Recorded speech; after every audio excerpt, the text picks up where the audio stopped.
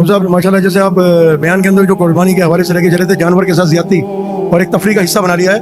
और जैसे दूसरी कौमें और दूसरे मजहब और दूसरे फिरके जो नाचते भी हैं, गाते भी हैं, सब कुछ करते हैं, एक तफरी बना लिया है त्योहारों को। तो ये भी एक त्योहार है। अच्छा, कुर्बानी जो है वाजिब और नमाज फर्ज, तो फर्जों को छोड़ के वाजिब अमल किया जा रहा है। एक तो बात ये है। दूसरी बात ये है कि जानवर के साथ जो ज्यादतियां की जा रही हैं, उन ज्यादती के अंदर ये भी है कि इंसानों के लिए तो बाज़ डॉक्टर भी कहते हैं कि वॉक करो या जॉगिंग करो, या एक दोस्त दूसरे दोस्त को मशवरा देता है कि तुम जॉगिंग करा करो, तुम्हारी सेहत अच्छी रहेगी। तो आया जानवर के मुतालिक किस डॉक्टर ने कहा है या किस दोस्त ने कहा है कि इसको जॉगिंग कराओ, इसको दौड़वाओ? तो वो इतनी बड़ी ज्यादती है कि जब जानवर दौड़ रहा है तो या किसी की बाइक में जाके लग रहा है, किसी की कार में जाके लग रहा है, किसी की गाड़ी खड़ी हुई है उसमें जाके लग रहा है, किसी को जख्मी कर रहा है, या वो जो गटर के ढक्कन खुले हुए हैं उसके अंदर जाके वो खुद अपने आप को जख्मी कर रहा है और खुद जानवर भी जाया हो रहा है। ठीक है, तो अब ये जानवर के साथ ज्यादती नहीं है। तो अब जो ये जानवर के साथ ज्यादती कर रहे हैं, जैसे कि कुरान पाक में आया कि जो अल्लाह के वादियानियत को या अल्लाह के अहकामात का इनकार करेगा, जो मौज़िन की अजान को सुन के, यानी कि अल्लाह के मुनादी मौज़िन की अजान को सुन के मस्जिद में नहीं जाएगा, तो उसकी तबाही के लिए, उसकी बकवक्ती के लिए इतना ही काफी है। और फिर उनको जानवरों से बदतर करार दिया है, यानी कुरान के अंदर आया कि चौपाई से बदतर हैं। अब बाद लोग तो ये भी नहीं जानते होंगे कि चौपाई किसको कहते हैं। तो चौपाई कहते हैं जानवर को, और आगे कुरान कह रहा है कि वो चौपाई से बदतर हैं, यानी जानवरों से बदतर हैं। तो आया जो जानवर को दौड़ा रहे हैं वो जानवर से कम नहीं है?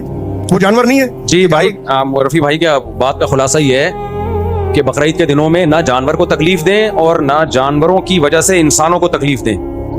लोग इतना स्पीड से लेके भगा रहे होते हैं, वो गटर में गिरते हैं। गटर के ढक्कन आपको पता है कराची में नहीं है आजकल, महंगे हुए में, और टकरे मार रहे होते हैं लोगों को, जाके लोगों की अमलाक को नुकसान पहुंचा रहे होते हैं, दुकानों में घुस रहे हैं। वीडियोस आई हुई हैं यूट्यूब पे। तो एक मजहबी रस्म है, उसका मजाक ना उड़वाएं।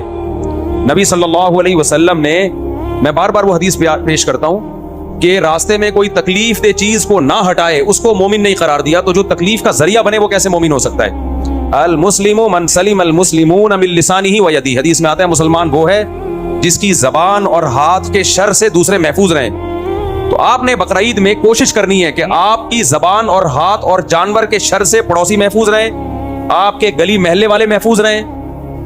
जिस तरह से भगा रहे होते हैं, बूढ़े लोग भी होते हैं, वो बाज़ दफा बेकाबू हो जाता है जानवर। तो मैं नहीं कह रहा कि टहलाएं नहीं, टहलाने के लिए निकलें, लेकिन एक लिमिट के अंदर होने चाहिए ये सारे काम।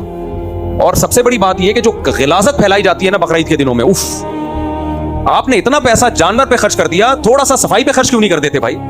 ऐसा साफ सुथरा कर दें कि लगे ही नहीं कि यहाँ कोई कुर्बानी हुई है। खून पड़ा हुआ होता है कई कई दिनों तक, उसमें से बदबू आ रही होती है, बीमारियां फैलती हैं उससे।